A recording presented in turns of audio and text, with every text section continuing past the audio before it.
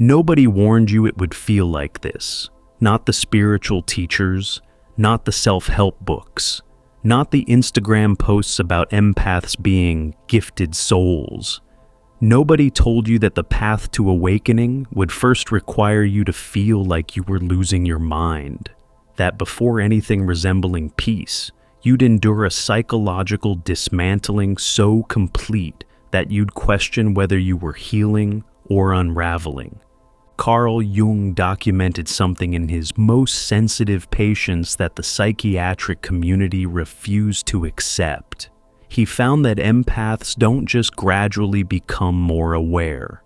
They're dragged through 4 distinct stages of psychological transformation, each one more disorienting than the last, each one designed to strip away everything the empath thought they knew about themselves. And the process doesn't look like growth. It looks like destruction. It looks like depression, isolation, identity collapse, and the systematic loss of every relationship built on the empath's willingness to carry what didn't belong to them. But here's what Jung discovered that changes everything. The empaths who made it through all 4 stages didn't just heal. They became something else entirely, something psychologically untouchable, something so clear in their perception and so sovereign in their being that they could navigate reality with a precision that looked like intuition to everyone else, but was actually the result of surviving a transformation most people will never endure. The problem is that most empaths get stuck. They cycle through the first 2 stages for decades, never understanding that there's a progression happening, never realizing that what feels like falling apart is actually a metamorphosis with a destination. And they stay stuck because no one has ever mapped the terrain for them. No one has told them what comes next. No one has explained that the stage they're in right now has a purpose and an exit. Today I'm going to walk you through all 4 stages exactly as Jung documented them. You'll understand why each stage feels like it's destroying you when it's actually rebuilding you from the inside out. You'll recognize which stage you're in right now, and you'll finally see the full arc of the journey so you can stop fighting the process that's trying to save you. Jung's framework came from years of working with patients that other psychiatrists had given up on.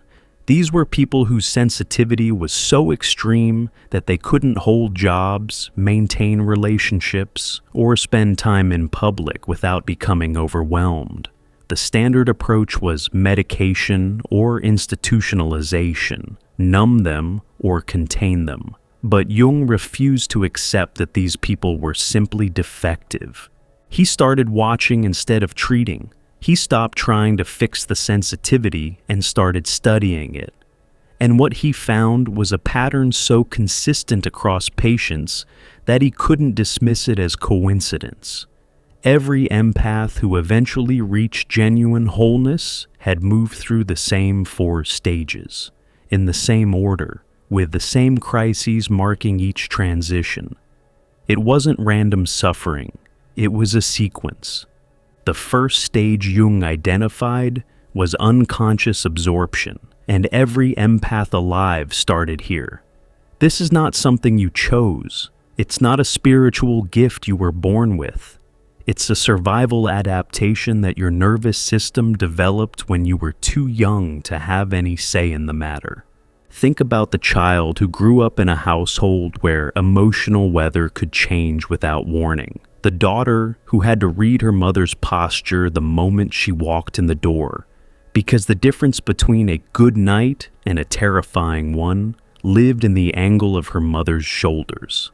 The son who learned to feel his father's mood before his father felt it himself, because by the time his father recognized his own rage, it was already too late. These children didn't learn empathy. They developed sonar. Their nervous systems became so finely tuned to emotional frequencies that they could detect shifts in atmosphere the way animals detect earthquakes. before the ground starts shaking. Jung found that this adaptation was extraordinary in its precision. These children grew into adults who could walk into any room and immediately register the emotional state of every person in it.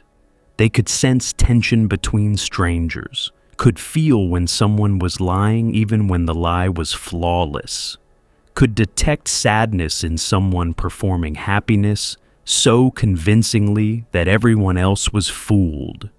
But here's where Jung identified the catastrophic flaw in stage 1. The empath perceives all of this emotional information and has absolutely no mechanism for distinguishing it from their own internal state. They walk into a room carrying someone else's anxiety and believe they're anxious. They sit next to a depressed person and conclude they're falling into depression. They absorb their partner's unprocessed anger and spend 3 days wondering why they're so irritable when nothing happened. This is the defining characteristic of stage 1. The empath is a perfect receiver with no filter. Every emotional signal in their environment gets taken in, processed as their own, and stored in their body. By the end of an ordinary day, they're carrying the emotional weight of every person they encountered, and they have no idea. They just know they feel terrible, and they can't figure out why. Jung emphasized that stage 1 can last an entire lifetime. Most empaths never leave it. They spend decades believing they're just sensitive, just emotional, just too much.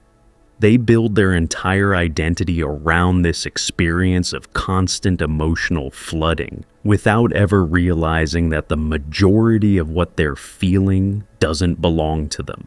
They're living inside other people's emotional content and calling it their personality. The transition out of stage 1 doesn't happen through insight or practice. It happens through collapse. Something in the empath's life breaks so fundamentally that their absorption system can't compensate. A relationship they poured everything into implodes. Their health deteriorates to the point where their body physically refuses to keep absorbing. They lose something so essential that the grief exceeds their capacity to process it through the old mechanisms. Jung called these initiatory crises, and he was clear. You don't choose them. They choose you, and they shatter you into stage 2. Stage 2 is conscious suffering. This is where the empath knows something is profoundly wrong, but can't yet identify what. The pain that was background noise in stage 1 has become unbearable. The absorption that once felt normal now feels like drowning, and the empath becomes desperate to fix it. Jung observed that empaths in stage 2 throw themselves at every available solution with an intensity that borders on obsession. They devour books on boundaries, sensitivity, energy protection, spiritual development. They try therapy, meditation, energy healing, plant medicine, retreats. They set boundaries that collapse within weeks. They practice self-care routines that don't seem to touch the actual problem. They make progress and then lose it all the moment they spend time with their family. This cycle of healing and regression is the hallmark of stage 2. And it drives empaths to despair because they're working so hard and nothing sticks. They start to believe they're fundamentally unfixable, that everyone else can heal, but there's something uniquely wrong with them, that they'll spend their entire life managing a condition that never actually improves. But Jung saw what the empath couldn't see yet. The reason nothing works in stage 2 is that the empath is trying to heal while the wound is still being inflicted. They're attempting to empty a bathtub while the faucet is running full blast. Every boundary they set, every healing session they attend, Every breakthrough they experience gets immediately overwhelmed by fresh absorption because they haven't yet identified absorption as the actual problem. They think the problem is their sensitivity, or their childhood trauma, or their relationship patterns, or their lack of self-worth. And all of those things are real, but they're symptoms, not the cause. The cause is that the empath is still unconsciously absorbing everyone else's emotional content and trying to heal it as if it were their own. They're in therapy processing their mother's grief, their partner's rage, their friend's anxiety, believing all of it belongs to them. Jung found that stage 2 has to run its course. The empath needs to exhaust every external solution, needs to try everything and discover that nothing works permanently. Because until they hit absolute bottom with conventional approaches, they won't be ready to question the fundamental assumption they've operated on their entire life, that everything they feel is theirs. Before we continue, check out our new guide, True Self-Discovery, with 24 practical reflection exercises inspired by the teachings of Carl Jung, designed to help you find your way within. Click below to get True Self-Discovery. The moment that marks the transition from stage 2 to stage 3 is one of the most significant psychological events an empath will ever experience. Jung described it as the confrontation with emptiness.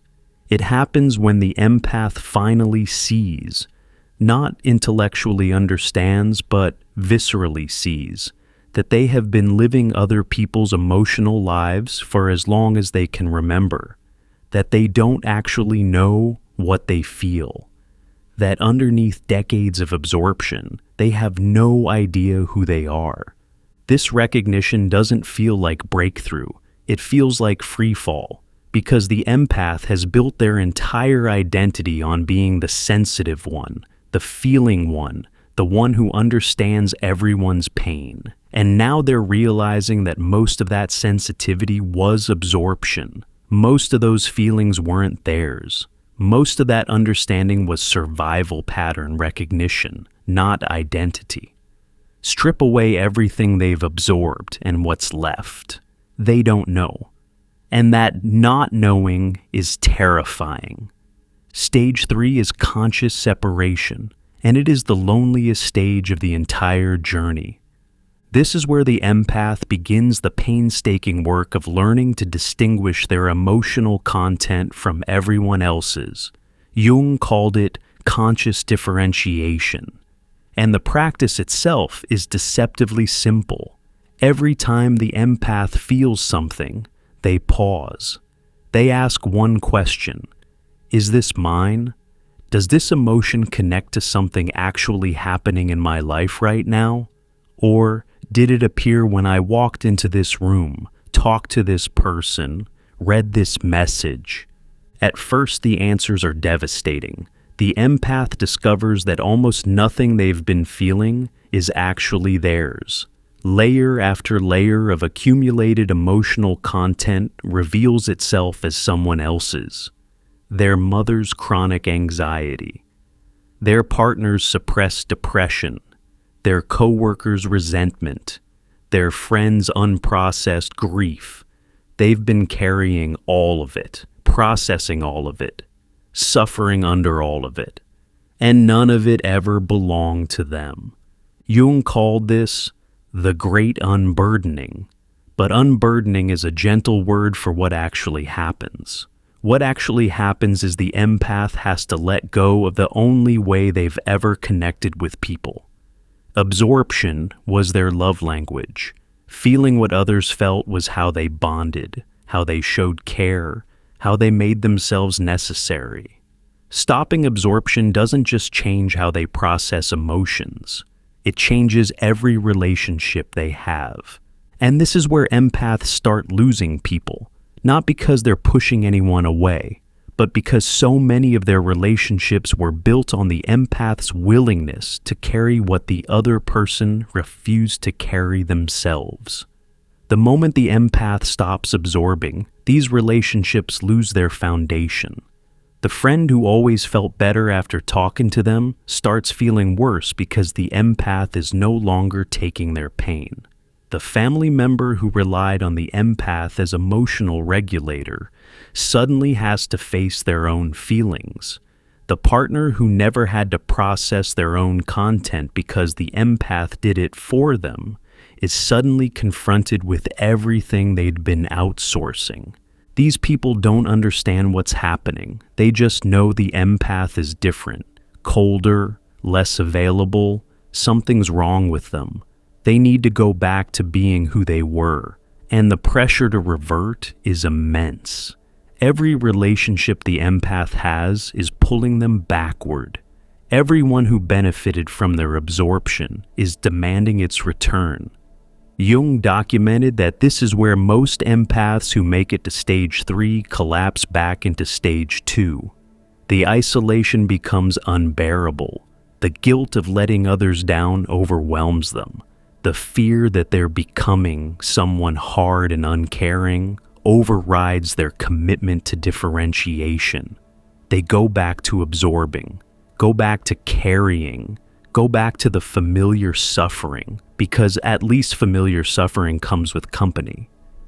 But the empaths who hold their ground in stage 3, who tolerate the isolation, who withstand the pressure, who choose their own emergence over everyone else's comfort, begin to experience something they've never felt before. Their own emotional life, not someone else's anxiety, not someone else's sadness, their actual feelings, their genuine preferences, their real responses to the world.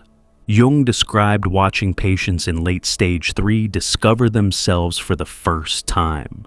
They'd have reactions that surprised them, opinions they didn't know they held, emotions that were quiet and steady instead of chaotic and borrowed.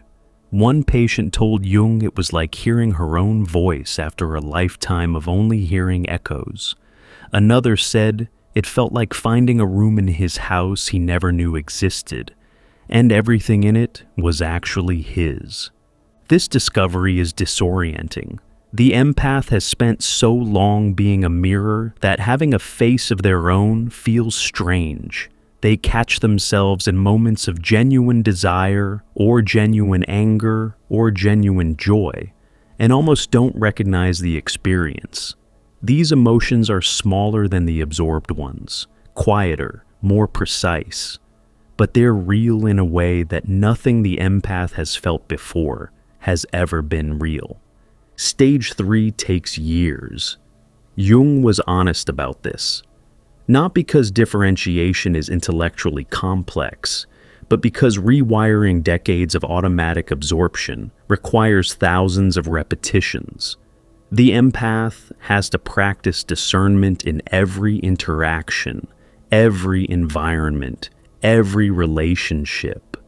They have to catch themselves absorbing and consciously release what isn't theirs hundreds of times a day until the release becomes as automatic as the absorption once was.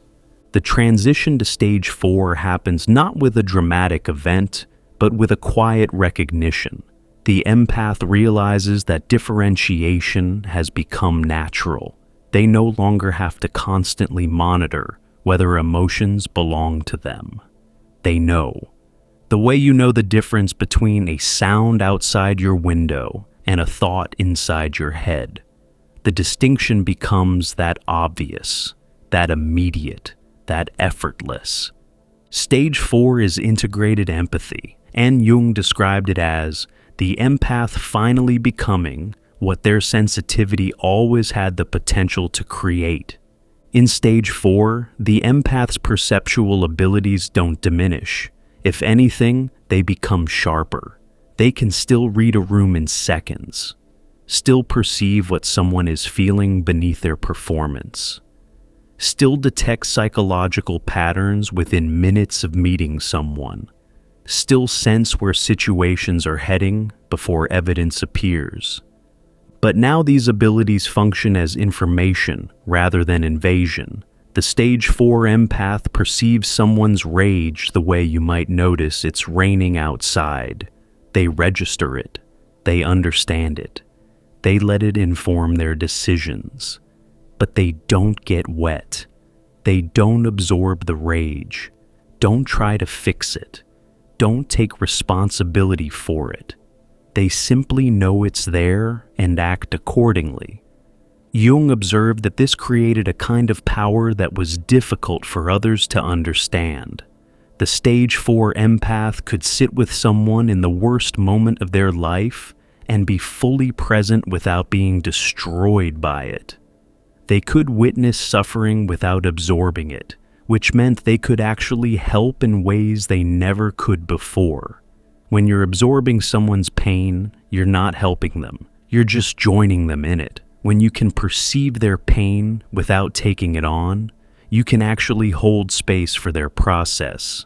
But stage 4 comes with a clarity that permanently changes how the empath relates to the world. They see through performances instantly, recognize manipulation in its first sentence, detect when someone's words and energy are misaligned, perceive which people have done their own inner work, and which are still looking for someone to carry their unprocessed content. This clarity makes the stage 4 empath extraordinarily selective. They build small circles of genuine connection, people who can engage in mutual relationship rather than emotional extraction. They maintain compassionate distance from everyone else, not out of judgment, out of wisdom. They've spent a lifetime learning what happens when they allow unconscious people unlimited access to their energy. They're not making that mistake again. Jung found that stage 4 empaths were often misread by people still in earlier stages. Their boundaries look like coldness. Their selectivity looked like arrogance. Their refusal to absorb looked like they'd lost their gift. But they hadn't lost anything. They'd finally stopped misusing the most sophisticated perceptual equipment a human nervous system can develop. Jung's final observation about these 4 stages carries a weight that should land differently now that you understand the full progression. He said that most empaths never complete the journey because no one tells them there's a journey to complete. They think sensitivity is a permanent condition to be managed rather than a developmental process to be moved through. And the entire spiritual marketplace profits from this ignorance. An empath trapped in stage 2 will spend thousands on crystals, courses, healers, and retreats trying to make absorption survivable. An empath who understands they're in stage 2 and knows stage 3 exists will stop buying solutions and start doing the actual work of differentiation. One is profitable, the other isn't. Wherever you are in these 4 stages, Jung would want you to understand one thing. You are not stuck. You are in a stage. Stages have beginnings, middles, and ends. What you're experiencing right now, the overwhelm, the exhaustion, the isolation, the strangeness of becoming someone new, it has a purpose. It's taking you somewhere. And where it's taking you is toward a version of yourself that can finally perceive the world with extraordinary clarity without being shattered by what you see. That's what awaits on the other side of this transformation. Not numbness, not detachment, not the loss of your sensitivity, the full, conscious, sovereign use of it. That's what Jung saw in the patients who completed all 4 stages. That's what's possible for you, not despite what you've endured, because of it. If you haven't yet, check out our new guide, True Self-Discovery, with 24 practical reflection exercises, inspired by the teachings of Carl Jung, designed to help you find your way within. Click below to get true self-discovery.